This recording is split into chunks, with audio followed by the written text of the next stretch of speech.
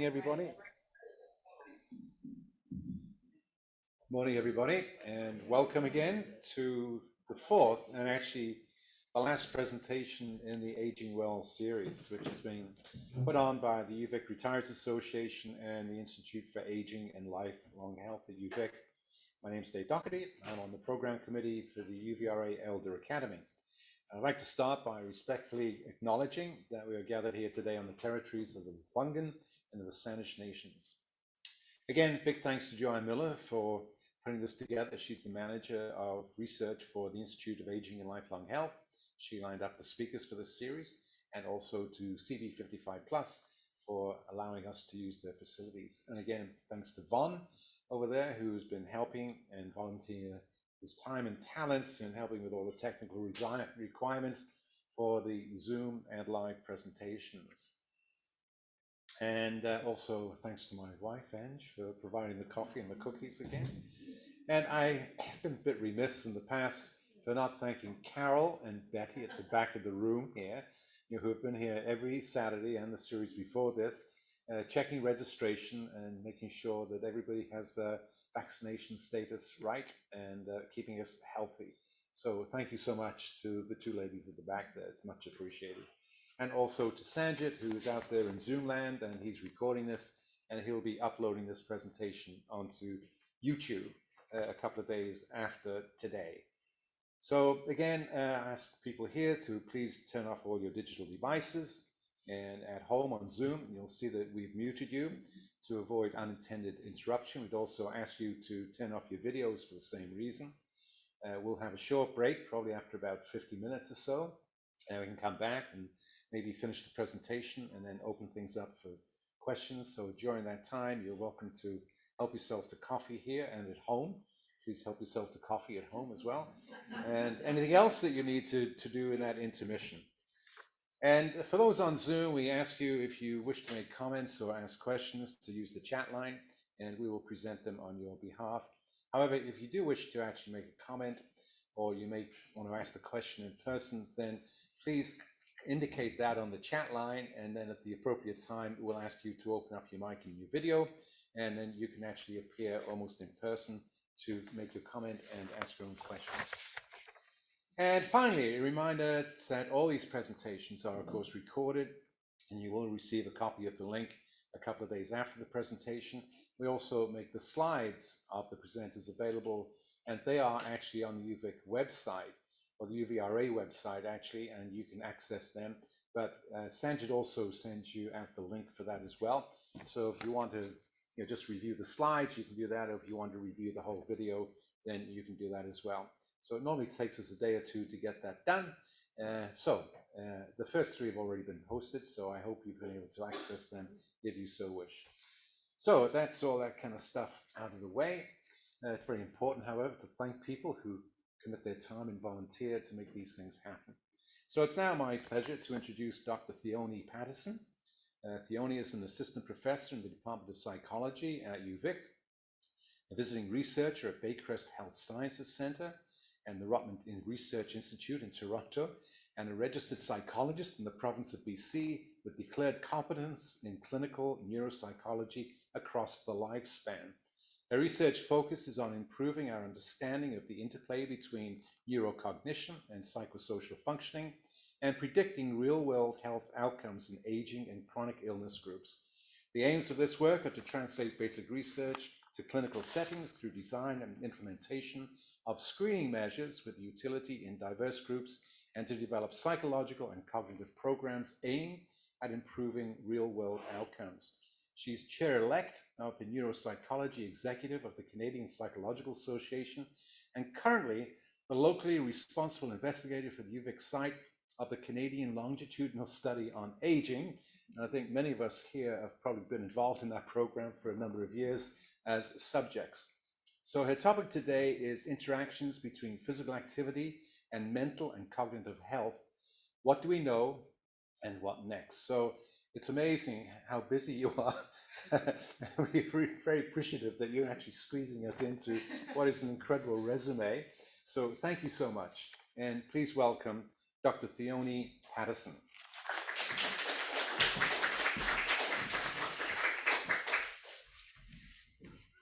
thank you very much for that lovely introduction. And I mean, I am busy, but I think it just looks better on paper for some reason. I don't know. Okay, so you guys already have my name. I'm an assistant professor in psychology and a clinical psychologist. And today I'm going to be talking a bit about my research, but I don't have enough research to fill this time slot. So I am also going to be trying to review some of the research in the area that I focus on to give you guys some background on kind of where we are now, and hopefully some useful information, although you may already know quite a bit of it, because physical activity and diet and that kind of stuff I know are pretty hot topics. But before diving into any of that, I also just want to start with a little bit about my background and how I ended up doing the research that I am doing now. So hopefully this will work. Oh, there we go. Okay.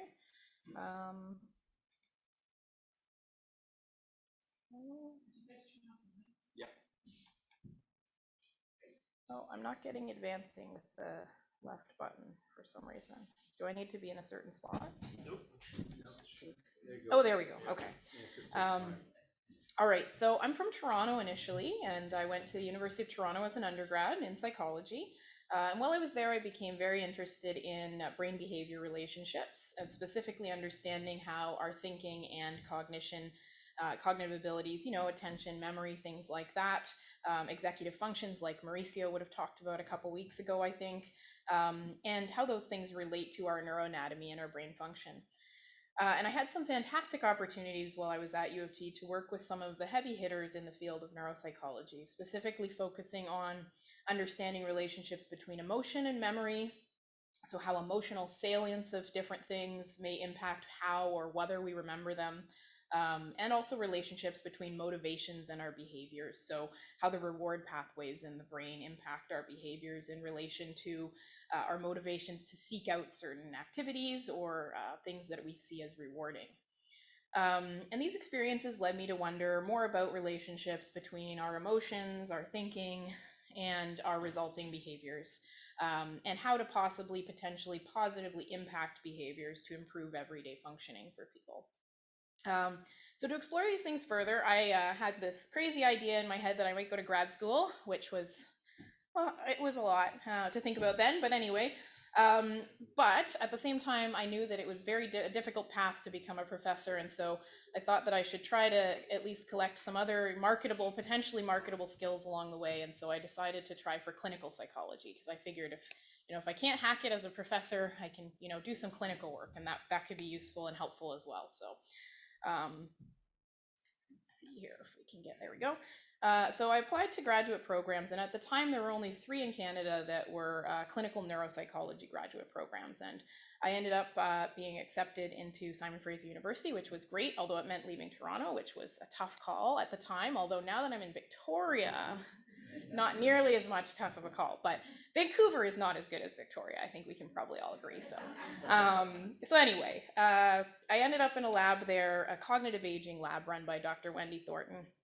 And as many of you may be aware, the lab and the supervisors that you have during graduate school influence you quite a bit in terms of what you end up kind of molding you into the researcher that you become. And so I certainly did become more interested in understanding cognitive abilities as we grow and as we age. I was also lucky to have access to groups of very interested participants there, living with different chronic illnesses, which helped to kind of mold the research that I did while I was there. One group that I spent a lot of time working with were individuals with kidney disease, and those who had had kidney transplants specifically as a treatment for end-stage kidney disease. And I'll get back into that in just a second in terms of why that group was kind of informative to the type of work that I do today. So to get us started, I'm going to talk a little bit about that graduate work that I did and that kind of set me on this path, and then I'll spend a little bit of time talking a bit more about kind of physical health factors and what we currently know about those, and cognition as we age, and mental health as well.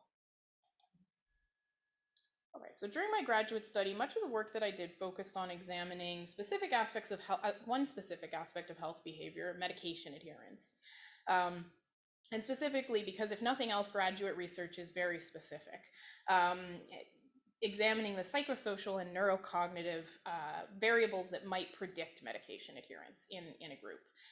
And medication adherence is pretty important in terms of self-care for people who have any type of chronic illness or require medication on a daily basis.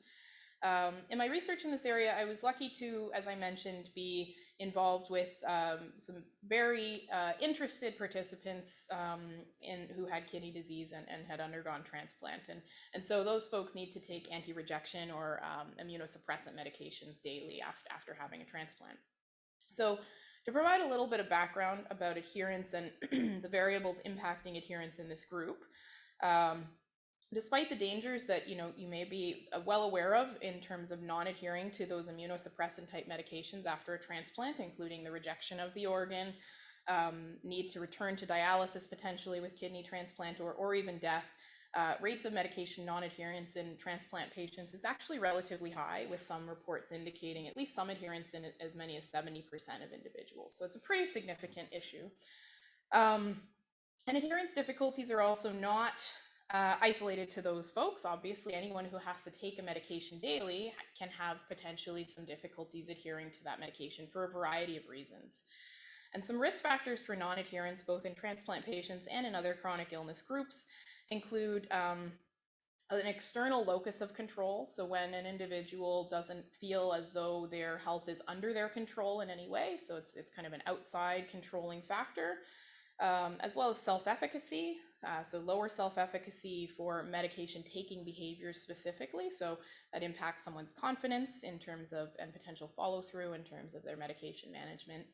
And then depressive symptoms, which is a common difficulty for many people with chronic illnesses as well.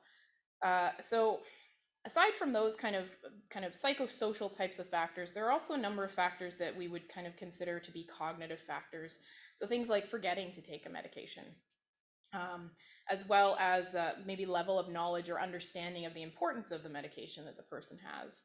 And even just the sheer number of medications that somebody is prescribed can have a significant impact on their ability to adhere to their medications. Okay, so notably, and I wanted to kind of just touch on this a little bit, kidney disease is a vascular disorder, and this will kind of tie into some stuff later in the talk. And also for those of you who were at Kurt Smith's talk a couple weeks back, he focused on impacts of cardiovascular health across the lifespan, and so you would have heard a bit about the negative impacts that vascular disorders can have on cognition as well as on physical health. So chronic kidney disease is an important risk factor for cerebrovascular disease, with underlying mechanisms for this relationship thought to include both kind of a shared traditional risk factor for cerebrovascular disease with other vascular disorders. So things like high blood pressure and diabetes are often common causes that can lead to kidney disease as well as other disorders. But also there are specific factors within kidney disease that kind of increase the risk of cerebrovascular disease following or as a result, including things like the oxidative stress that is related to the kidney dysfunction itself, and also abnormal calcium and phosphorus metabolism in the body as a result of the kidney dysfunction. And then there are also dialysis specific factors. So whenever somebody needs to be on dialysis, there are some things that can also occur. So there often tends to be a hypoperfusion of the brain, so not as much blood making its way to the brain, and also some changes in cardiac structure for those who are on dialysis for a long period of time. So chronic kidney disease, because of these relationships, is also associated with those cerebrovascular issues like strokes, and also like small vessel disease or silent vascular issues, and then also in the cognitive realm with vascular cognitive impairments and dementia as well in terms of risk.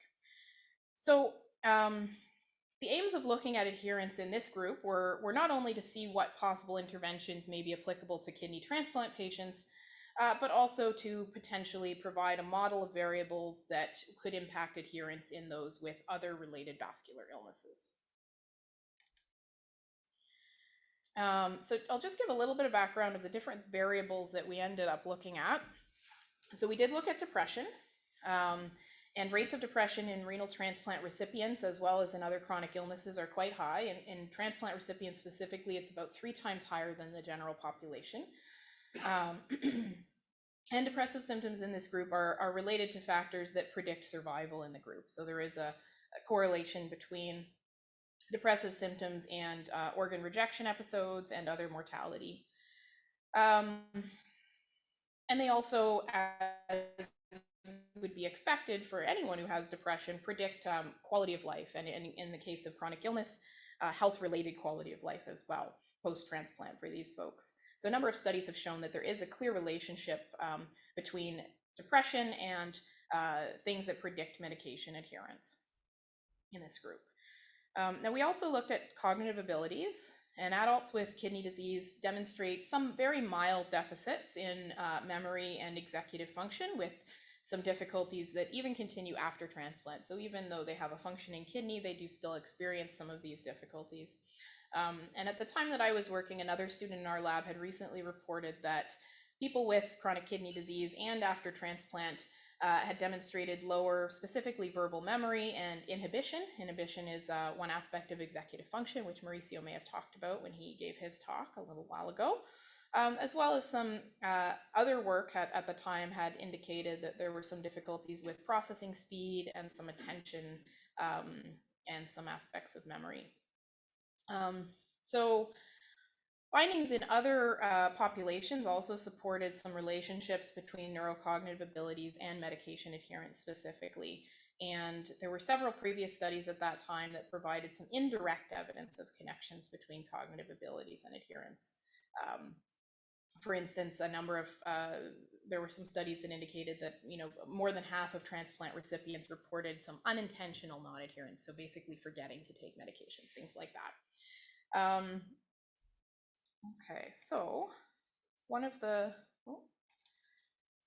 first studies that we did in this area was we looked at whether depressive symptoms might mediate between cognition and self-reported adherence. So whether the depressive symptoms somebody had might actually explain that relationship between cognition and adherence, or conversely, whether it might be the other way around, whether maybe cognition might explain some of the difficulties that people had with medication adherence that may have been thought to result from depression. And what we ended up finding was it was the case that depressive symptoms partially mediated the relationship between reduced cognition and poorer adherence. So even though all three of these things were related, it seemed like both were important, but depression was kind of having an intermediary effect within that relationship between cognition and medication adherence in that group. All right, so I'll talk a little bit more about a specific type of cognition, everyday problem solving. And so in relation to cognition, I think Mauricio may have talked just a little bit about how we measure cognition generally in our studies. And usually this is measured using different paper and pencil or computer-based tasks where you ask somebody to see how quickly they can do something, or you ask them to maybe alternate between doing things, that kind of stuff. And there's some debate in the literature about how well those types of tests that we as neuropsychologists use, how well most of them may actually predict kind of everyday useful cognitive functioning. So they're pretty abstract types of tests, and they're very specific. And so how well are they actually predicting what you do in your life on a day-to-day basis, especially as we age? And there's some research to support this. And so as a result of this debate, there are a few different groups of researchers who have developed what we are often call everyday problem solving or everyday functioning tasks. And these focus on making everyday decisions and solving everyday problems, such as maybe, what would you do if your car broke down and it's winter and you need to, hunker down in there for a little while, that kind of thing. Or how would you go about planning to purchase a few specific items given a certain amount of time and money, that kind of stuff, right? Which is what you actually have to figure out how to do on a day-to-day basis. So since development of these measures, there have been some researchers who have established that these tests of everyday problem solving are better able to predict aspects of everyday functioning for a number of different groups. Most of the research has been in older adults, but there is other research out there. So they're better able to kind of predict these aspects of everyday functioning than the traditional neurocognitive measures that we often use. And the problem context, so the context in which the everyday problem is kind of situated, basically provides these measures a little bit more kind of what we call ecological validity. So basically, they're more valid in the real world, right?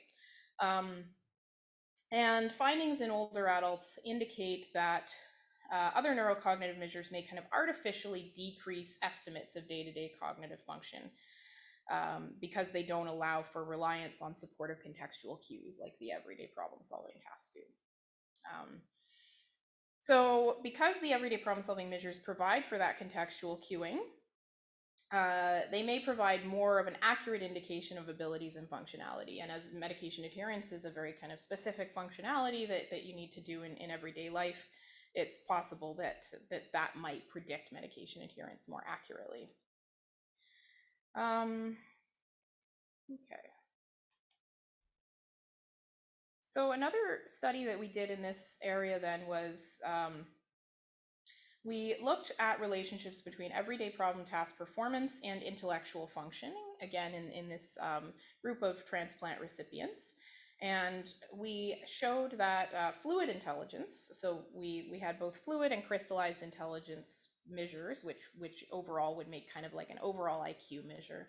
And a fluid intelligence measure measures things like reasoning and problem solving from our kind of paper and pencil test type of measure. And so fluid reasoning predicted performance on two different types of everyday problem solving tasks, what we call both well-structured and ill-structured or ill-defined tasks. So that's basically how much context or how much specificity is in the problem for the everyday problem solving task. Well-crystallized measures of intelligence, which are usually kind of measuring factual knowledge, maybe vocabulary, things like that, only related to the very well-structured types of everyday problem solving performance. So from that, basically, we were able to kind of take a look at that data and the ability to solve everyday problems that required kind of very spontaneous, safe, effective solutions, as indicated by performance on kind of those more ill-structured tasks, the less contextualized tasks, significantly predicted medication adherence above and beyond both kind of regular IQ tests and the well-structured everyday problem-solving tests. So we're seeing kind of this relationship between being able to navigate these ill-structured situations and medication adherence. Okay, and then another risk factor that I had mentioned previously was self-efficacy. And I touched on this just very briefly on the first slide, but self-efficacy involves of somebody's ability to change and adapt by influencing how they envision their abilities and the limits of their capacity or their capabilities. And this can be assessed broadly with very kind of general questions about, everyday life, but it can also be assessed for very specific measures like adherence or really anything. You can have self-efficacy for cooking or self-efficacy for anything, right? So in the research that was existing at the time, transplant recipients and those living with other chronic illnesses, it indicated that higher self-efficacy was related to better self-management and quality of life factors. And there were links between self-efficacy and adherence, with higher adherence related to self-efficacy associated with better adherence. And so what we did next was we did a little bit more of a complicated modeling technique for this study. And basically we looked at general and medication-specific aspects of self-efficacy, so different scales that people filled out that were either general kind of task-related self-efficacy or medication adherence-specific self-efficacy. And we tested what we would call a multiple mediation model. And so basically this model examines the relationships between we had two models. So the first one looked at the relationship between traditionally measured cognition and medication adherence with both types of self-efficacy as potential mediating factors, so things that might have an impact on that relationship. And then the second model looked at everyday problem solving and medication adherence, again with self-efficacy, the two different types of self-efficacy as potential mediators. And the relationship between traditionally measured cognition and adherence was mediated by self-efficacy. On the other hand, the everyday problem solving model, the effects of self-efficacy did not mediate the relationship. So what we were seeing basically is that the effect of traditionally measured cognition could be kind of overridden or accounted for by self-efficacy, whereas the effect of everyday problem solving was still there even if you were also measuring self-efficacy at the same time. So given these findings, for my actual dissertation work, I wanted to try to make some sense out of all of these different pieces of information. And there was a need to consider how all of these relationships on their own might interrelate with one another to gain a more comprehensive understanding of the interplay among neurocognitive, everyday problem solving, depressive symptoms, self-efficacy, and medication adherence. So to clarify these relationships, I looked at the interrelations of all 5 of these different constructs using structural equation modeling. And what that allowed us to do was to simultaneously examine the relationships and variance between multiple variables at the same time. So I'll just run through this study in a little bit more detail because it does have some fun, colorful graphs that I can show you, or picture figures anyway. So we had 228 renal transplant recipients who participated in this study, who were all recruited through the transplant clinic at the Vancouver General Hospital. And we looked at multiple aspects of traditionally measured cognitive abilities, so things like memory, executive functions, attention, intellectual abilities.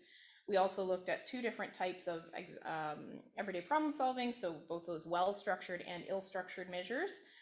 And we looked at depressive symptoms and also general and medication adherence self-efficacy measures.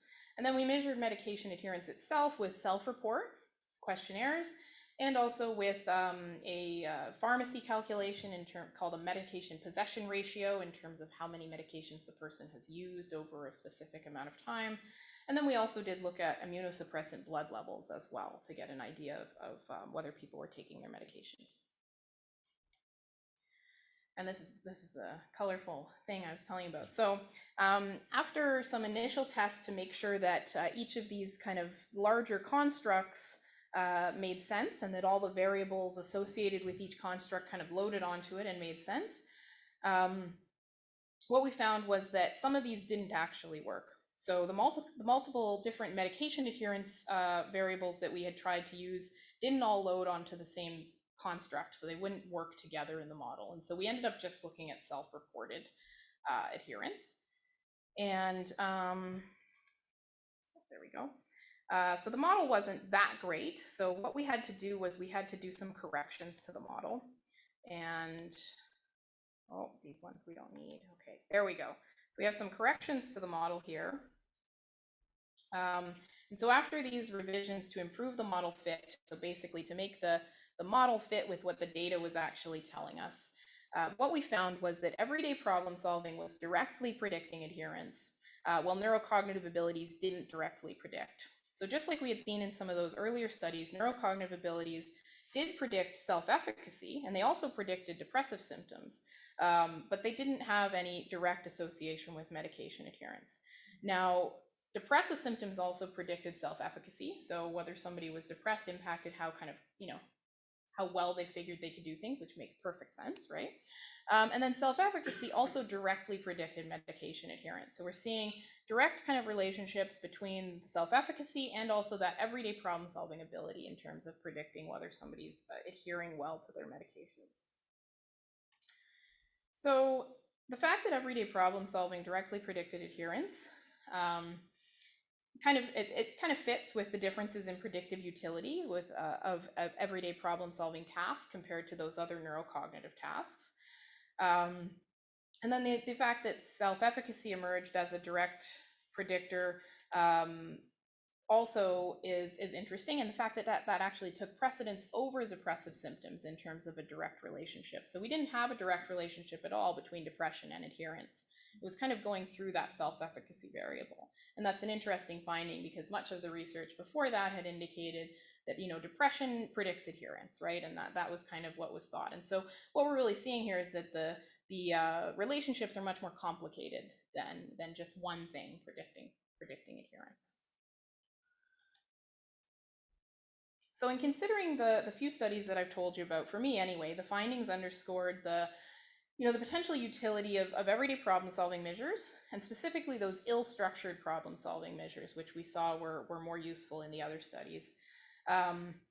So kind of open-ended types of measures having that predictive utility along with self-efficacy to predict adherence as a health behavior. And so I haven't done so yet, but I am hoping to test similar models in other chronic illness groups to see whether this holds or not. Okay, so this also kind of highlighted for me the importance of concurrently considering psychosocial and neurocognitive factors in relation to health outcomes, more broadly, as well as medication adherence, which is what I'll kind of get into next, and in the context also of other chronic illnesses, and also just in the broader population in terms of health behaviors that we can all do, whether or not we have any illnesses. So while this work, it highlights the importance of some aspects of cognitive function and psychosocial factors in predicting health behaviors, but there's also a reciprocal relationship between healthy behaviors and mental and cognitive health outcomes, right? So at this point, there's a significant amount of existing literature that supports the impact of physical health behaviors on both mental and cognitive health. And well, I'm going to get into some of my current research that touches on this in a little bit, but I thought it would be helpful, first of all, to spend a little bit of time reviewing what we know in the literature about the impacts of healthy behaviors so far. So in the next section, I'm going to review just a little bit of the existing, well, some of the existing literature that focuses on the impacts of physical health behaviors like exercise and diet on mental and cognitive health. And in terms of like the importance of this as a clinician as well as a clinical researcher with my focus on cognitive aging, the research that this research that I'll present now kind of forms the backbone not only of kind of the base of my current kind of planning and examining interactions between health behaviors and cognition, but it also makes up the evidence that the evidence base for the kind of prescriptions that as a clinical neuropsychologist I'm often giving people and telling people to do, right? So as our population is aging, we tend to live longer. It's becoming of greater importance that we're able to live independently for longer and to live better lives for longer, right? And as a result, understanding how cognition, psychosocial functioning, both predict physical health outcomes and are predicted by physical health factors across the lifespan, and in illness populations is a significant current need. There's a lot of need for this research at this moment. So everyday healthy behaviors, including regular exercise, healthy diet, probably no spoiler alert, they have significant impacts, right, on our daily mental health as well as both our daily and our long-term cognitive health. And so I'm just going to talk a little bit about some of that research now. And just to kind of bring back the idea of cardiovascular health very briefly. So physical activity for a long time has been associated with improved physical health outcomes, right? That's pretty much been driven into us forever and ever. It's been linked to lower risk of vascular diseases and risk factors, as well as morbidity and mortality. So including, all the usual suspects, coronary heart disease, heart attack, blood pressure, bad cholesterol. And as noted earlier, these vascular issues are risk factors not only for poor physical health outcomes, but also for cerebrovascular impacts that include things like strokes, as well as small vessel disease, and are associated with late life cognitive impairment and depression.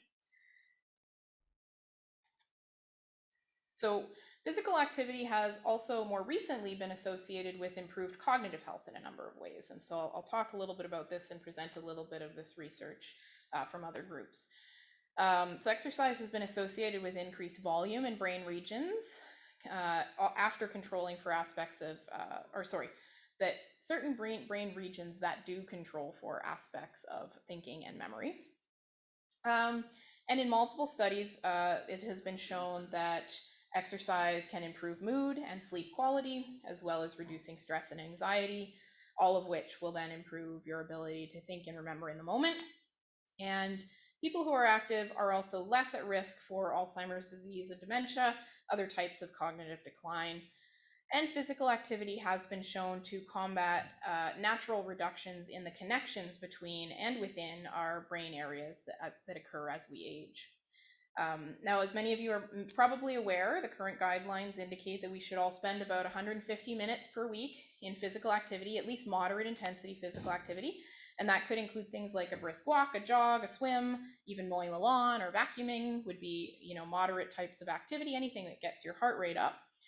And research also indicates that it takes about 6 months of habitual exercise to consistently experience the benefits for cognition. So it takes some time to really kind of get up there. So just a little bit about the research in these areas, and I'll talk quite a bit about different review articles and the kind of meta-analyses that have been done recently in these areas. So for instance, a review of the literature in 2016 looked at the relationship between physical activity and cognitive function in 18 to 50-year-olds who were habitual exercisers for at least a year before the study, or before the studies were done. And the review found 14 studies and included about 1,800 participants in North America, Europe, and Japan, and examined specifically impacts on executive function, memory, and processing speed. And what they found was that 12 of the 14 studies showed significant improvement in one or more of these measures. 7 studies found improved executive functioning. 3 of the 4 studies that looked at memory found improved memory and improved working memory, which is an aspect of executive function as well. And 2 of 7 studies that looked at processing speed found improved processing speed. So the main takeaway is that physical activity, at least habitual physical activity over a long period of time, does seem to have some impacts on executive functioning, and there's good evidence for impacts on some memory functioning, with some more variable evidence about processing speed. And physical exercise has also been associated with increased performance on measures of executive function, attention, processing speed, and memory in older adults specifically. So a study of about 6,000 older women found that walking promoted better cognitive functioning. The women who walked further and burned more calories walking throughout their week performed better on measures of general cognitive performance. And a related study, all older adults that walked 3 or more miles a day, which is about 5 kilometers, I think, have also been found to perform 3.5 times better than those who did not walk on cognitive tests. And older adults who, again, walked 3 or more miles a day were found to be 40% less likely to be diagnosed with a cognitive impairment and 50% less likely to be diagnosed with Alzheimer's disease at a 5-year follow-up. There's some pretty good evidence to indicate that there are impacts. Now, aerobic or anaerobic exercise. So this is a question that comes up sometimes, and most of the literature to date has been on aerobic exercise. And so that's, the exercise that's focused on getting your heart rate up, swimming, walking, running, all those kinds of things. Whereas anaerobic exercise is more like, weightlifting or sometimes yoga or stretching, functional exercises might be anaerobic exercises. Or gardening could potentially be included as an anaerobic exercise with lifting and shoveling and all that kind of stuff. In terms of recent work in this area, there was a recent meta-analysis that looked at acute impacts of aerobic exercise on executive functioning. And it had about 550 participants from 18 different studies. The main finding was that acutely, because this was a study that was just looking at, someone was tested and then they did some exercise and then they were tested again on a measure. And what they found was that on measures of inhibition and switching mental sets and also working memory, people tended to do better after exercise than before exercise. But the effect was much larger for people that tended to do a little bit poorer than the average person before the exercise. The exercise was most helpful if people were having a little bit of trouble beforehand. Now that's just acute exercise, so that's not, again, that prolonged experience of exercising all the time for 12 months or more. But it's an interesting study nonetheless. In terms of anaerobic exercise, so kind of more that weightlifting, or in the case of this study specifically resistance training, again, looking at groups of older adults, in this case, participants were 60 years of age or older. And they also had samples. There were about, I think, another 17 or 18 studies that they looked at here. Some of the samples were specifically cognitively healthy participants, and other samples were cognitively impaired participants. And overall, for both the cognitively healthy and the cognitively impaired participants, they did see improvements in cognitive functioning following, in this case, this was a longer study, so this was following a few months of resistance training activities. Now, what they found, which was interesting, was that training programs that were 16 weeks or more, so about 4 months or longer, and included using exercise machines specifically, so kind of like a circuit training resistance training model, at least twice per week for those 16 weeks at moderate intensity, tend to improve cognition for the cognitively healthy individuals. But they actually found that for cognitively impaired folks, slightly lower intensity exercise and a shorter duration of less than 16 weeks was helpful. And specifically so they saw effects of kind of general cognitive function in both groups. For the cognitively healthy individuals, they also saw specifically short-term memory being impacted by resistance exercise.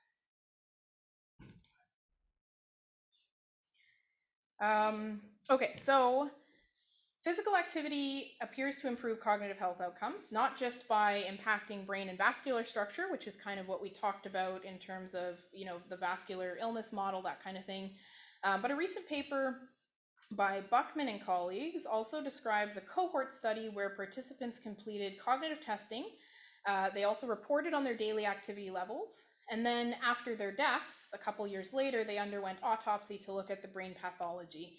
And results indicated that physical activity predicted improved performance across measures of memory, processing speed, and visual spatial abilities. And these results were seen even after accounting for brain structural abnormalities that were seen on autopsy. So that included, folks that had Alzheimer's pathology, folks that had neuronal loss in their substantia nigra, which is what you see in Parkinson's disease, Lewy body disease pathology, which is what you see in Lewy body dementia, hippocampal sclerosis, which is also seen in dementia, and all sorts of vascular impacts, both strokes and also microvascular infarcts, which might be seen with TIAs and small vessel disease. And so the main kind of takeaway from this study is that physical activity not only is able to kind of change the brain in terms of its vasculature and things along those lines, but it also likely contributes to what we would call cognitive reserve, which is basically the brain's ability to be resilient in its function, even in the face of significant pathology, which is good news.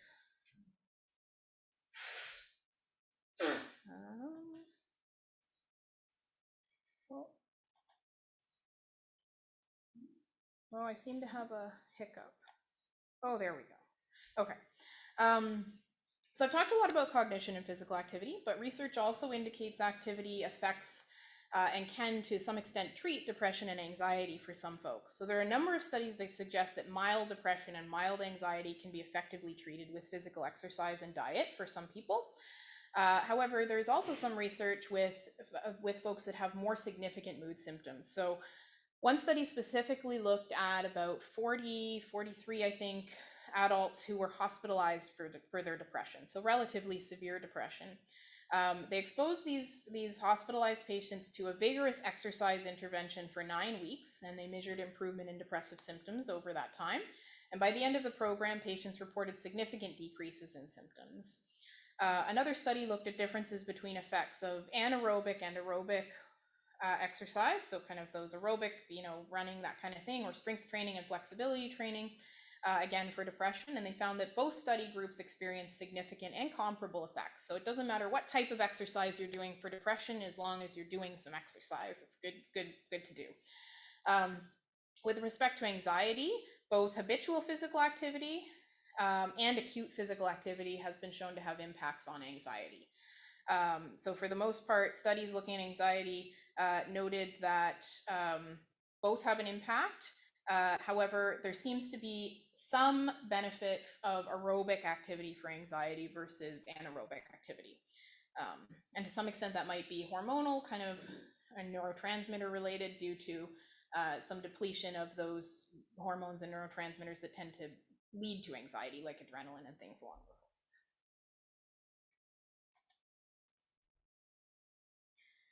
All right, and so much of the work that has been done in this area has been in kind of general adult samples. There was a recent meta-analysis that looked at some experimental studies specifically looking at physical activity and mental health in older adults. And this study found that exercise was associated with improvement improved mental health outcomes.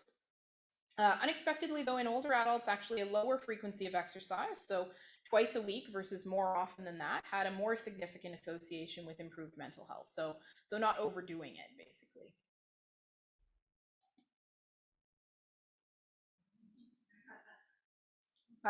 And so physical exercise also isn't the only health behavior that's important to mental and to cognitive health. Nutrition is also an important factor.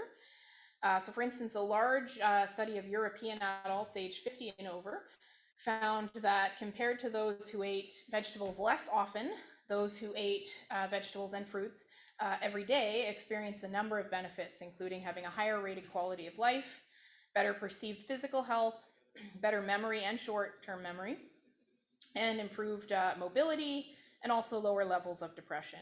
So these effects, these effects actually remained consistent even after accounting for a number of demographic characteristics, socioeconomic status, all of that kind of stuff.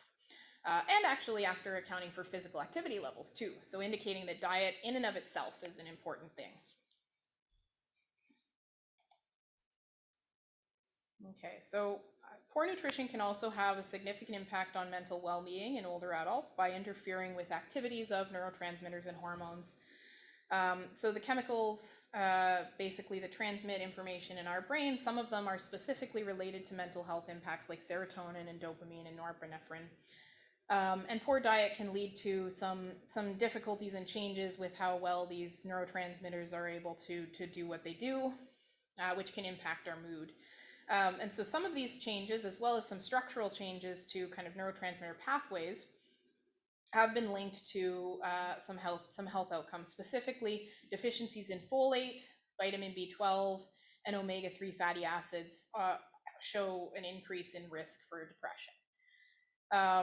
So there's also a note that a diet high in caffeine can be related to anxiety, but as somebody who thrives on caffeine, I have to say that that's clearly not everybody, but it is a trend that if you have too much caffeine, that can lead to anxiety, right? There is also a really cool meta-analysis that was done probably about 10 years ago at this point, which indicates kind of what the sweet spot is for the best amount of caffeine to have every day. So that's a little bit of a divergence from this talk, but I think it's 2 to 4 cups, pretty sure. And that's kind of weighing the pros and cons for both vascular health and cognitive health and all sorts of other risk factors and things like that. So, but back to diet, physical health complications can be associated with poor diet. So things like inflammation, metabolic disorders, and these can also secondarily increase risk for depression and other mental health concerns as well. So there are a few diets, or more kind of nutritional lifestyles, I would say. They're not meant to be a diet that you go on for, X number of weeks. They're meant to be kind of a lifestyle change, and that have been studied extensively in kind of the physical activity, mental health, cognitive health realm. You may be familiar with these. I'm just going to run through them quickly. But they have been seen to have positive impacts on cognitive, physical, and mental health factors. So one of these, and probably the most well-known of these, is the Mediterranean diet. And this one originates from countries bordering the Mediterranean Sea, Greece, Italy, areas like that. It's mostly a plant-based diet that includes fish and poultry with pretty limited red meat. I think maybe like once a week or once a month or something like that, you can have some high-quality red meat. It includes mostly vegetables and legumes, fruits, nuts and seeds, whole grains, olive oil, and thankfully red wine, in moderation though. And it limits sugary foods aside from fruit. So this diet is high in omega fatty acids because of the fish, and it's also high in monounsaturated fats because of the olive oil, nuts, and seeds. And so the omega-3 fatty acids help to lower triglycerides in the blood, and so help to prevent things like stroke and small vessel disease, heart disease, things like that. And the monounsaturated fat lowers harmful cholesterol. And the benefits of the Mediterranean diet include prevention of heart disease and stroke, which is why it was designed, or not really designed, but stolen from Mediterranean folks. And given what we know about vascular impacts, this can then directly correlate with decreases in cognitive decline as we age, right? So there is also possible direct impacts on cognitive health of the Mediterranean diet, though, due to the intake of omega-3 fatty acids and also plant polyphenols that can impact brain health. So there was a cross-sectional study. So we're not at the realm of having, large reviews on this stuff yet, which will hopefully come with time. But there is some indication that in postmenopausal women, ingesting more fish oil is correlated with higher whole brain volume and also hippocampal volume. And the hippocampus is very important for memory. And so that's an area that we tend to care a lot about, especially as we age. Another study looked at older adults and found that DHA levels, so DHA is a specific type of omega-3 fatty acid, correlated with scores on executive function and abstract thinking skills as well.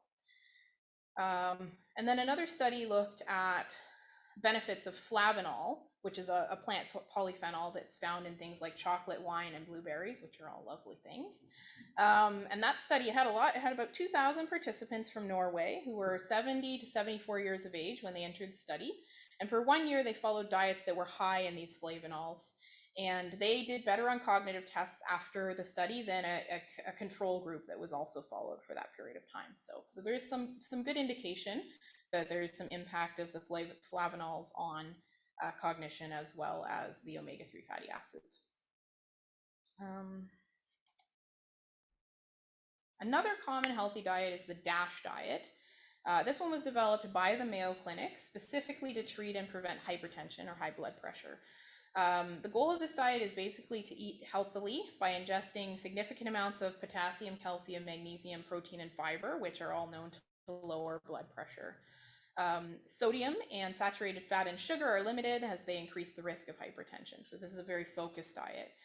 And the standard DASH diet allows up to 1 teaspoon of sodium per day. And there's also a lower sodium version of it, which allows up to 2/3 of a teaspoon of sodium per day. So it is pretty limited. On the DASH diet, mostly people would be eating vegetables and fruits, whole grains, low-fat dairy, beans, nuts, fish and poultry, and again, limited fatty meat and fatty dairy products. And now the last of these diets I'll mention is the MIND diet, which stands for Mediterranean DASH Intervention for Neurodegenerative Delay, which is quite the mouthful, but it's a great acronym, so that's good. As you might likely guess, this one is derived from the other two, and this one also includes kind of components of both of them. And studies suggest that the MIND diet decreases the likelihood of diagnosis with Alzheimer's disease and slows brain aging by up to 7.5 years, which is pretty good. So this one was designed specifically to promote brain health after some of the research had been done with the Mediterranean diet indicating that it had some impacts on that. So what this diet includes is leafy greens like kale, spinach, lettuce, berries, strawberries, blueberries, things along those lines, those flavonoid-containing foods, and nuts instead of any processed treats, olive oil, of course, limiting meat while still eating fish at least weekly, and thankfully wine again in moderation, which is lovely. So in terms of research with the MIND diet, there's recent systematic review of the literature aimed to determine basically whether there's a relationship between the MIND diet and brain health. And so the literature found 13 studies that tested the MIND diet and reviewed all of them. 9 of those were longitudinal studies, which is great because that provides really good information. And all of the longitudinal studies did determine that following the MIND diet correlated with better cognition in older adult participants. One of the longitudinal studies determined that the MIND diet correlated with slower global cognitive decline over time. And another found that following the MIND diet correlated with changes in cognition for 6 years or longer. 4 studies also specifically looked at how this diet affects cognitive performance. They found that out of every 1 possible point increase on adherence to the MIND diet, so people rated how well they were adhering to the diet, that correlated with between 7.7% and 19% decrease in risks of complaints about memory issues. So at least from a subjective perspective, people are doing better from in their memory than people not following the MIND diet. So overall, all of the studies reviewed concluded that the MIND diet correlated with improved cognition in some way or another. And it has also been seen to be more effective at improving cognition than other plant diets like the Mediterranean diet or the DASH diet. So I think you'd said around 50 minutes, so maybe now is a good time for a break. Great.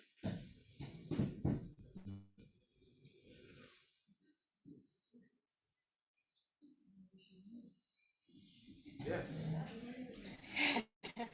Get up and move around. Yes.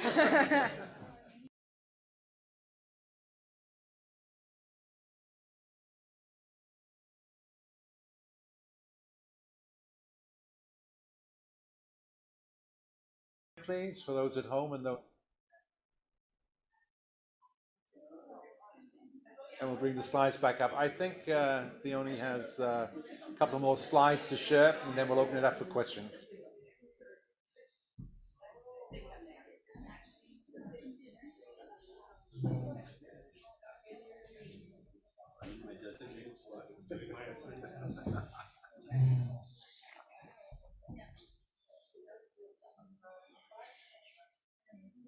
Just give it another minute.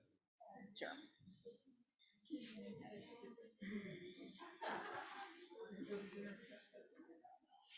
Just out of curiosity, like how much?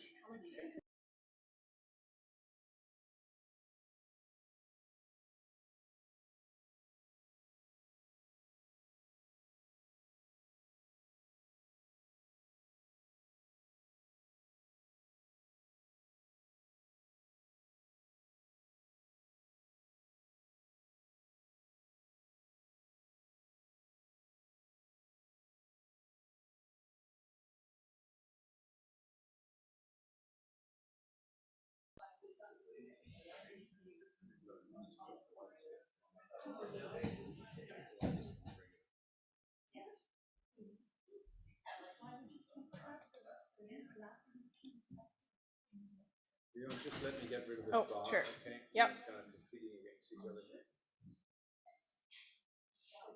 Yeah, that's good. Thank you.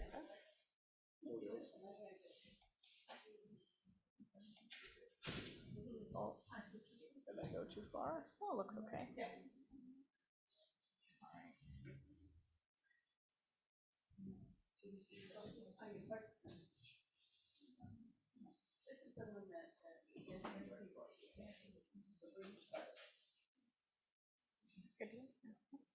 All right.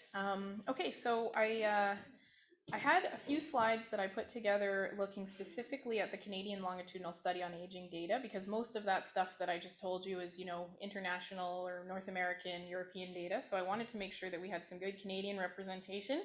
So I'll just walk through a couple of studies that have been done recently looking at the CLSA data. One of these looked at social support and physical activity in older adults, and specifically examining which forms of social support may be the strongest predictors of physical activity, and what degree to which these associations were moderated by different demographic indicators. And so they looked at the baseline data from the CLSA with adults 65 and older in this study specifically. And they looked at, what they found was that greater social network size, social contact with network members, and participation in community relating activities predicted greater physical activity engagement. On the other hand, being in a domestic partnership actually indicated lower activity, which is interesting. Also, though, perceived a greater amount of tangible support for social support versus affectionate or emotional support indicated lower activity as well, which makes some sense. And also these differences, there were some differences seen between sex, living arrangement, and income level as well, but those were kind of the main findings. So the idea, really, the basic kind of thrust of that is that incorporation of some forms of social support into physical activity interventions would likely be a good idea for many of the different interventions that are out there. Another one, this one was actually done by Parminder Raina, who's the head honcho of the CLSA, and some of his colleagues as well. And this one looked at impacts of different behavioral risk factors on functional disability. And this study explored how different behavioral risk factors cluster together and how these clusters of behaviors were associated with disability. And what they did was they used baseline cross-sectional data, and they looked at the behavioral risk factors, including smoking, physical activity or lack of physical activity, and nutrition-related variables. And they found that the magnitude of the associations of behavioral risk factors with functional disability was dependent on which risk factors were included and different ages and sexes. But specifically, they saw a large impact of physical activity. So 70 to 90% of the variance in the total population for level of risk when individuals, if they had all three risk factors, they smoked, poor physical activity, and poor nutrition, physical activity was really what was driving the impacts or the risk level. So physical activity is a key driver of population burden of disability beyond other factors. And then another recent one looked at associations between physical activity and memory using CLSA data, specifically among cognitively healthy older adults. And they looked at physical activity levels and assessed memory at baseline, and then also at follow-up 1 for the study. And respondents reported their daily number of hours spent engaged in different types of and intensities of physical activity. And what they found was that in their kind of simple specific analyses between specific variables, nearly every intensity and duration of physical activity was associated with better memory. When they looked at kind of fully adjusted models, so accounting for demographics and other variables, some of these protective associations were decreased, but others did hold up. So specifically, all durations of walking were good. Most durations of light activities were good. Moderate activities for an hour or more were helpful, and strenuous activities for no longer than 2 hours were associated with better memory scores. And then one other one that I've got here, there's not as much research that I could find that's been done using nutrition information in the CLSA as yet, although hopefully some of that is coming. But there was this one study that I found that examined intake of dairy products in relation to cognitive function, which is an interesting thing to examine. But the reasoning behind it was that connection between dairy consumption and cognition, there may be a relationship there because dairy provides calcium, vitamin B12, vitamin D, as well as bioactive peptides in fermentation of yogurt, at least, and maybe some other dairy products that could influence the gut microbiome. And what they looked at were associations between total and specific dairy product intakes and performance on tests of executive function, memory, and psychomotor speed. And the results, again, this was done in 65 to 86-year-olds. The results indicated that total dairy product, cheese, and low-fat dairy product intakes were each positively associated with executive functioning test performance. So yeah, so eating yogurt and stuff is good, or cheese and other dairy products is a good thing. Yogurt intake was associated with memory performance specifically, and independently of important covariates like age, gender, and education and diet quality. There were also effects seen for verbal fluency performance in the study, and it was seen that those participants with a dairy product intake of 2.5 times per day or more, well, maybe not or more, but 2.5 times per day, had a higher score on at least one of the cognitive tests than those consuming less than that. So some argument for dairy products. And so yeah, so dairy product intake may represent something that we can do, so a behavior that we can modify, at least for those who are not lactose intolerant. Potentially that could be a problem for some. But that could have a positive impact on cognitive functioning. This also brings up questions which I don't think have been investigated yet about other potentially fermented foods, like things like tempeh or sauerkraut or kombucha or things like that, and whether that fermentation and gut microbiome stuff may have some positive impact as well. Okay, so in the last few minutes, I just wanted to touch a little bit on some of the work that we're doing at the moment or have recently done as well, that's at least in some way related to physical activity. Maybe a little bit of diet, mostly physical activity, I think. So this slide just kind of talks about kind of the past, present, and future in terms of what I'm doing. So I'm pretty much going to slip over this one and start talking a little bit about current projects. So this first one, this is a project that one of my honors students did last year, and she was looking at undergraduate students, and specifically looking at the potential role of exercise as well as a bunch of other factors in mental health of undergraduate students. So she looked at self-care behaviors, sleep, mindfulness. She looked at emotion regulation, social support, as well as the students' orientation to academics and recreational activities. And what she found was that, well, actually, just to kind of give a little bit of preface, so um, in a lot of research, university students tend to have high levels of mental distress, so higher levels of depression and anxiety and other distress factors than kind of the general population does. And so this is why this is an area where she wanted to focus. But she did a great job. She collected 1,200 participants, which for an honors project is stellar. But anyway, so what she basically did was she wanted to take all of these variables and kind of similar to what I had done way back when in my dissertation, and was to put them into a structural equation model and see kind of what the synergistic relationships were.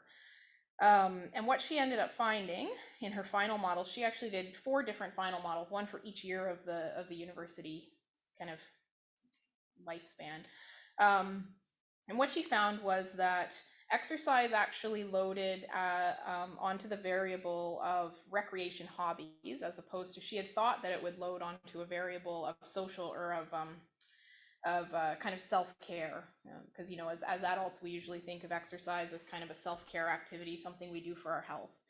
But actually for undergraduate students it didn't load in that respect. It didn't fit with those other variables on that kind of construct, and it ended up fitting in more with recreation. So undergraduate students seem to perceive potentially exercise as being more of a recreational activity than a health activity, which is not a bad thing. But she did different models in each year of study, and what she found was that exercise as part of that kind of recreational hobbies construct had an impact on mental health variables for freshmen and seniors, so first and fourth year students. However, for second and third year students, that kind of recreational hobbies were not important in their mental health, so they didn't factor in. What factored in more so for those students were emotion regulation, the amount of sleep they were getting, which is probably a good thing, social support, and their academic orientation more so than recreational orientation. Now we've also done recently, myself and a colleague, Brianna Turner, have done some survey studies within the pandemic context. And we've recently finished data collection on a large survey study that looked at psychological impacts of COVID-19 on Canadians across multiple survey waves. We looked at a number of different variables, including, we did ask some questions about physical activity and about cognition, at least on some of our surveys. So this survey study had 3 different waves. Wave 1 was early on in the pandemic, kind of within the first few months, from August to October of 2020. Wave 2, December 2020 to March 2021, right when kind of vaccines were in the news but not quite available yet. And then the third wave was after vaccine availability had happened for most age groups in September to December 2021. Now, this was not a longitudinal study. It was different participants at each time point, but we can at least kind of see like a snapshot of kind of the Canadian experience at each time point with this data. So this figure just really quickly shows you the 3 different waves and the numbers of participants we had in each province. So we had set out to try to approximate representation within each province based on age group and sex. It didn't work out perfectly, but we did end up with some pretty good representation in most of the provinces, not in the territories. The territories are very difficult. And this also just shows the breakdown of the samples across the 3 waves. So all 3 samples were pretty similar, skewing a little bit more female, majority of respondents indicating white when asked about ethnic background, but with relatively good spread across age groups and good representation of those over age 55. So I'm just going to relatively quickly run through some slides that show some of the mental health, cognitive impacts, and then I'll talk a bit about exercise or physical activity in relation to those things. So we measured depressive symptoms across all 3 waves, and as you can see on the slide, in the first wave of the study, close to the beginning of the pandemic, overall Canadians were they weren't doing so great. People were reporting a moderate level of depression, and that's on average in the sample. It did differ by age group and things like that, but overall a moderate level. And then For wave 2 and wave 3, the symptoms reporting did decrease, but we're still seeing more than a mild level of depression kind of on average in the population. For anxiety symptoms, things were a little bit better. Symptoms weren't quite as elevated for anxiety as they were for depression at wave 1, although still above a mild level. For wave 2 and wave 3, we did see some decreases in anxiety, which is good to see. And then for post-traumatic distress symptoms that were measured using a scale that looked at symptoms that people might experience after having a traumatic event. In this case, we kind of considered the pandemic to be an ongoing traumatic event for many. And the distress scores on the good side of things were below what would be considered clinical concern on an average level anyway, but higher than probably what you'd expect to see in the general population without a pandemic. And so in terms of, we asked people also to self-report how they were doing from a mental health perspective. And in the first wave of the study, about half of participants reported that their mental health had decreased since the pandemic started. During the second wave of the study, only about 35% of participants reported decreased perceived mental health. Throughout the waves, perceived mental health seemed to stabilize a little bit, with the percentage of respondents reporting no change in mental health rising to 33% from wave 1, 52 to 53% in wave 2 and wave 3.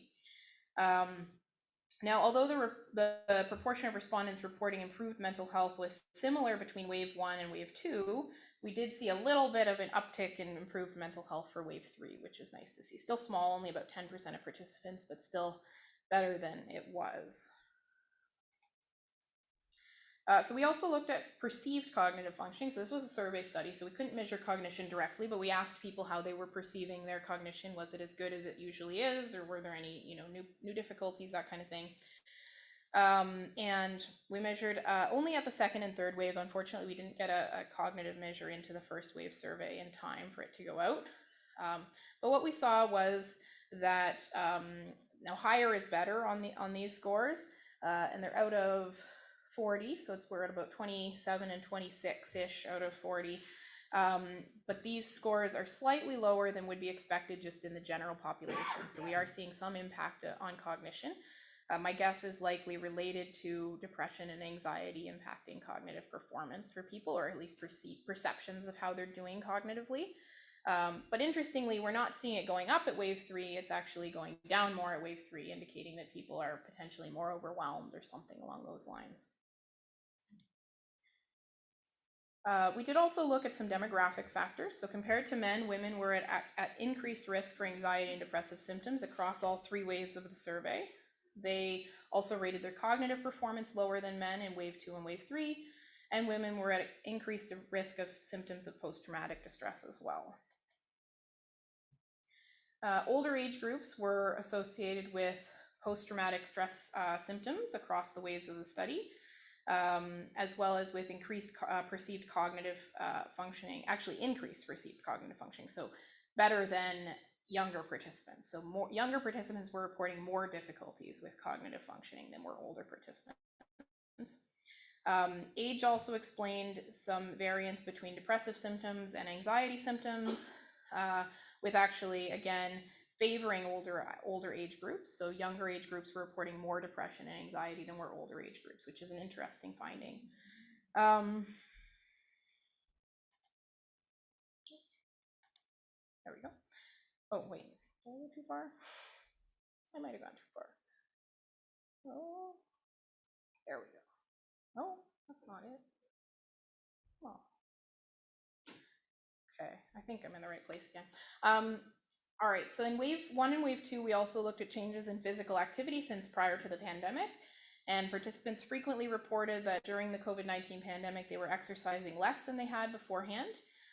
In wave 1, about 22% reported reductions in indoor exercise and 15% reported reductions in outdoor exercise. And at wave 2, that actually increased. So 33% reporting reductions at indoor exercise and 20% in outdoor exercise.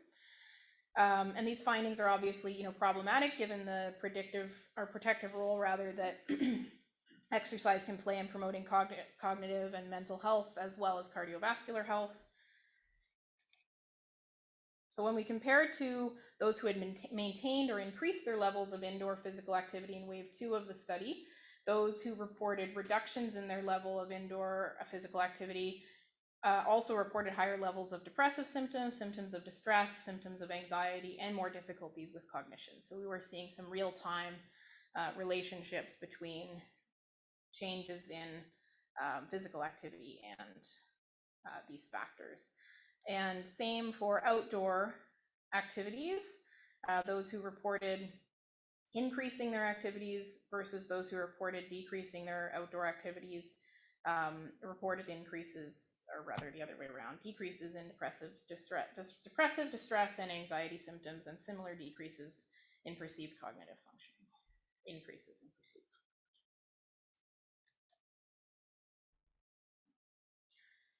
Okay.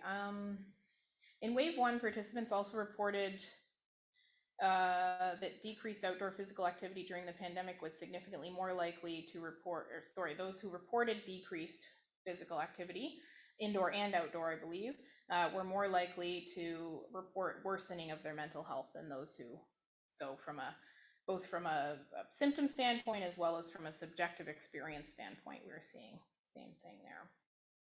And I think that's probably a good place to stop. I've got some other slides with like future stuff, but that's kind of the end of the current research area.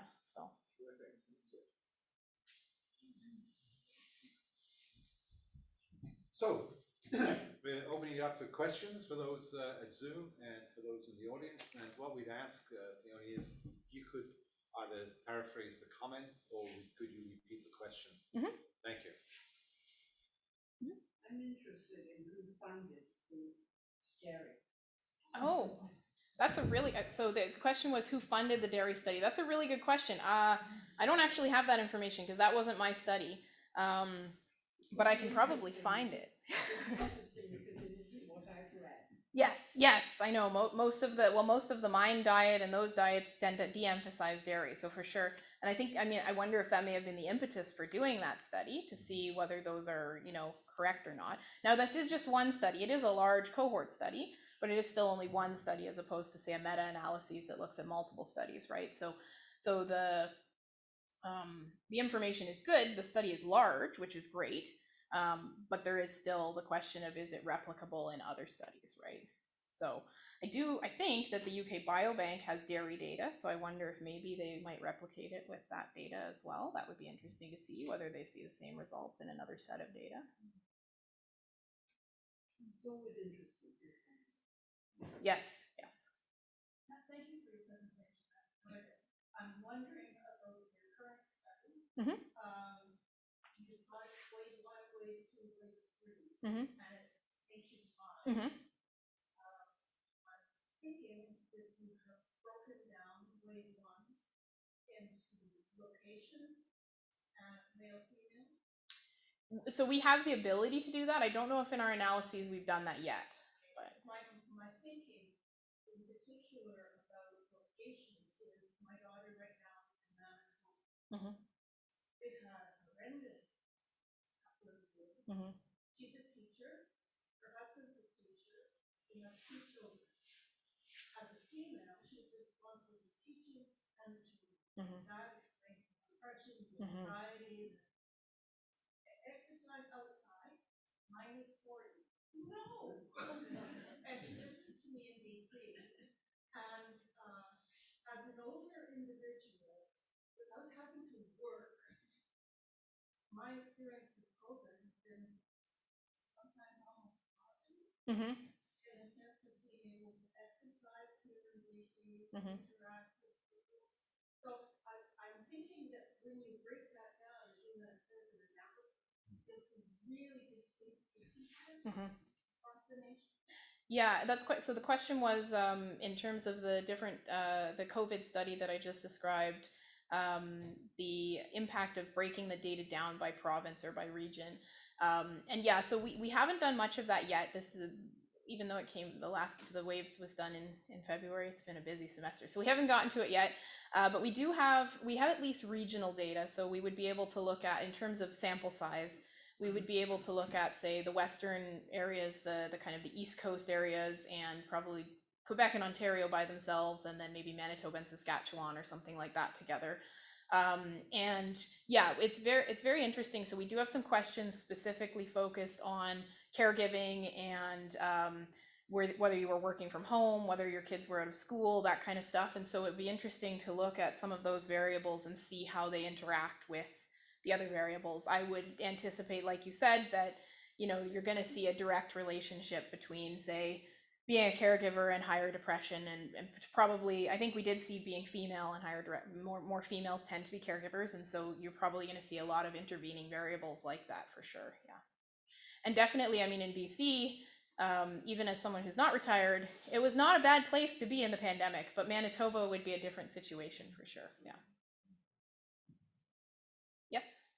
Along the same lines, and looking at the male female, I think one of the other key elements would be social economic. Mm-hmm. And particularly, you think of someone who's a single mother with a family and worked in the restaurant industry and lost their job. Mm-hmm. We talk about depression versus a single male who has no dependent. Mm-hmm. So, in your analysis, did you look at social economic, and did you break down the data based on that? Yeah, so it depends on the analyses. The stuff that I presented today, no, this was just very kind of. Could you repeat it? Oh yeah, sorry. Did we break down the data by socioeconomic status in the survey, in the COVID survey? The stuff that I presented today, no. It was very kind of specific to just kind of general demographics. But in some of the work that we have done, we do have those variables. So we have gross earnings over the year, and we have rural versus urban residency, and a number of other kind of similar variables, whether somebody may have lost a job due to COVID, whether they were laid off, whether they had to start working from home, all sorts of things. And so we do hope to analyze those in more detail for sure. Yeah. A lot of data. Oh yeah, it's a lot of data. It's a lot of data, and the trick is just getting the time to play with the data to do it. So yeah. I have a question, and I think you're probably familiar with the statistics that if you ask people, is physical activity important to their mental and physical health, then 85% of the people say yes. Mm-hmm. When you look at how many people achieve the minimal recommended levels for physical activity, it's basically 15% of the Canadian population, which decreases after the age of 65. So, the big question is not these people here who are probably you don't need to convince, but the other 85% of the people who believe things should happen, but in fact are really not doing much about it. Is there any kind of approach into how to motivate these people to embrace physical activity as part of their lifestyle? That's a great question. So the question was, is there an approach to motivate people who, even though they believe physical activity is important, may not be behaving in that way? And that's a great question. And I don't think Ryan Rhodes presented during this presentation series, but he is the kind of, I don't know what the term is, theorizer of what's called the intention behavior gap. And the intention behavior gap, as makes sense from the words in the title, is that people may have great intentions, but that doesn't necessarily always predict their behaviors, right?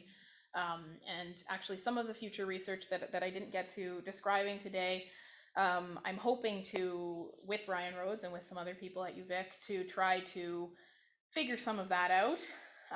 One of the things that we're just getting started right now, we just submitted ethics on, is a national survey that will ask people about a bunch of different health factors, a bunch of kind of perceptions of physical activity, how much activity they do, all of that kind of stuff to get that background.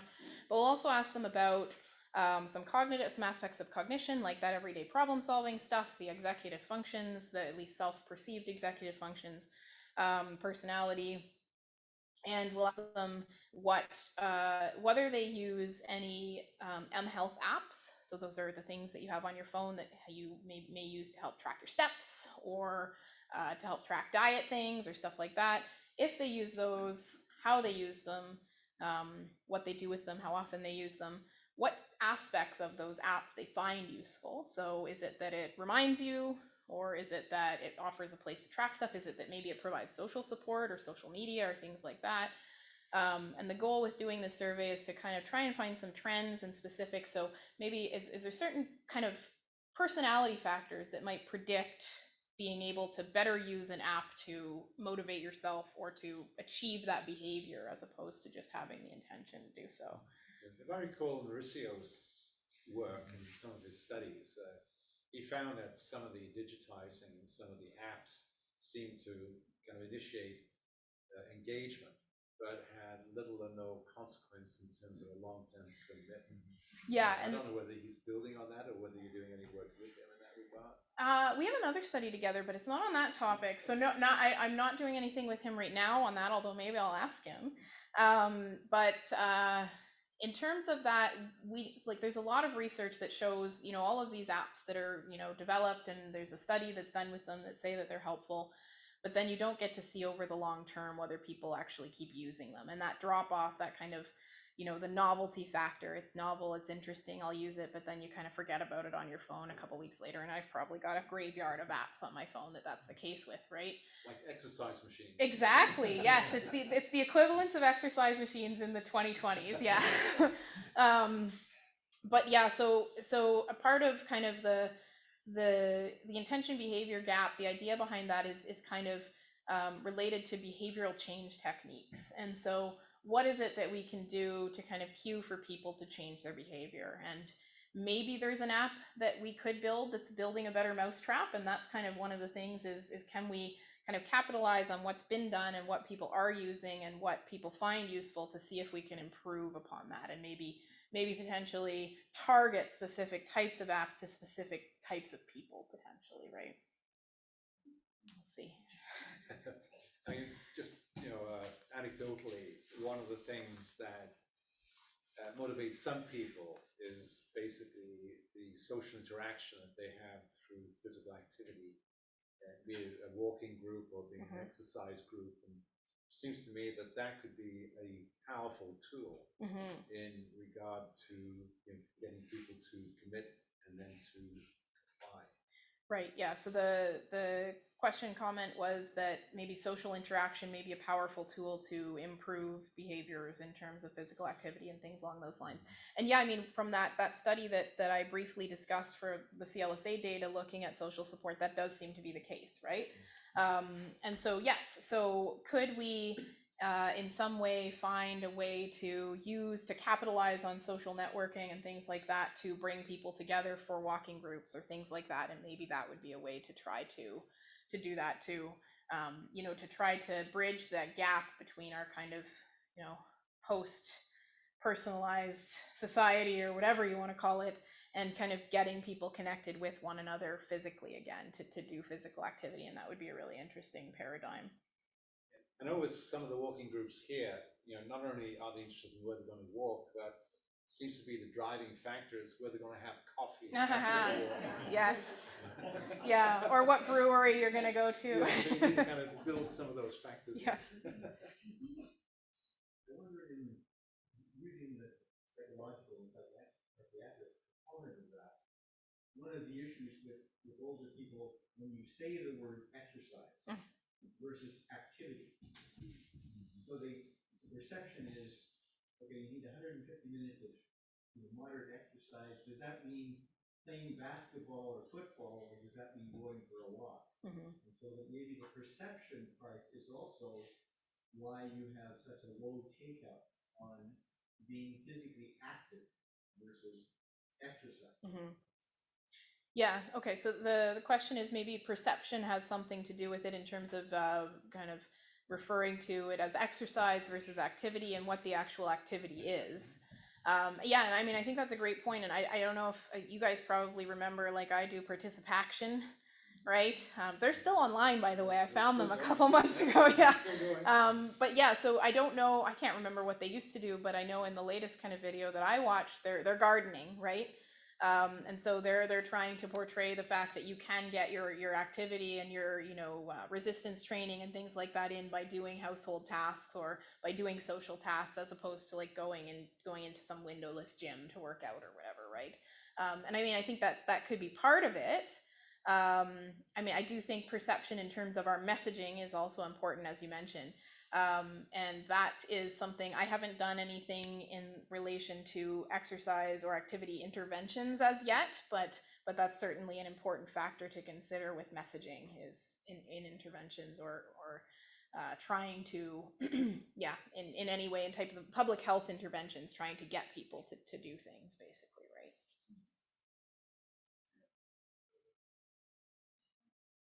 Yeah, and just I'll add another comment since nobody's asking any here.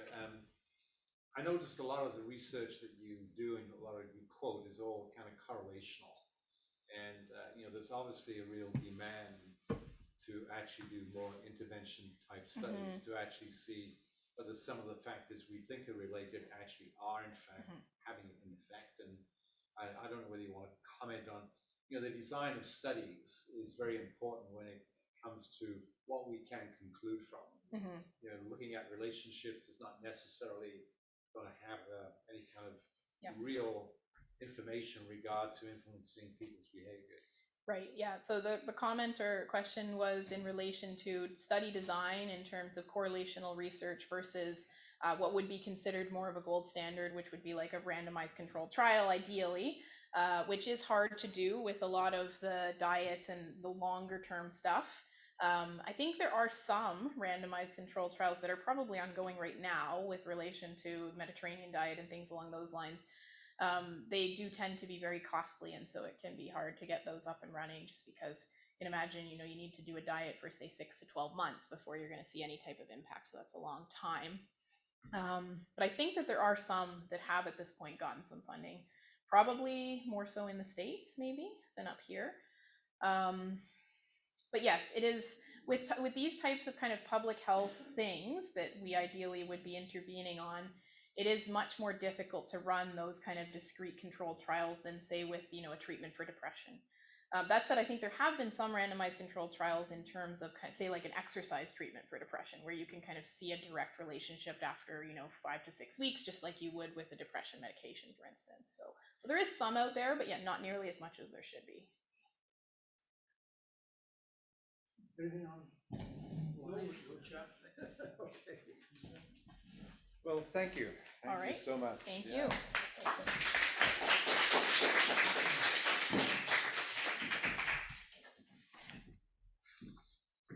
Yeah, so thanks so much, Theoni. I mean, I thought that was an excellent presentation. I like the way you kind of blend the research and the data and then summarize it in a way that I think most of us can actually relate to. And obviously, kind of looking at the whole realm of physical activity, there's no doubt that it seems to have a terrific impact in terms of our mental and our physical health. And yes, there are benefits by habitual physical activity, but we also know there are benefits by acute physical activity. So just getting out and walking for 10 or 15 minutes can have some rather pronounced immediate effects. But I kind of enjoyed your presentation. I think it was a great way to summarize. You behind me, so I'm trying to kind of speak to you, but I'm going to put my back out in a minute, I think. Anyway, so it was a terrific way of wrapping this up. It's been an interesting 4-part series that reinforces, I think, a lot of what we kind of think and are doing in our lives. And I do thank everybody for supporting and attending this particular series. And I'd also like to thank a lot of familiar faces who I know have followed the Elder Academy through its 7 years of presentations. And I just did a kind of a summary report on it, and I think we've had something like over 250 individual lectures and presentations as part of Elder Academy. I appreciate it's kind of sad that that's coming to an end, but as they say, all good things come to an end, and hopefully it will continue in some form or other, if not in the way that we've been able to do it for the last 7 years. So thank you so much, everybody, for supporting this series and the Elder Academy. And certainly I wish you all well, and of course, stay active, and in so doing, stay healthy, and auf Wiedersehen.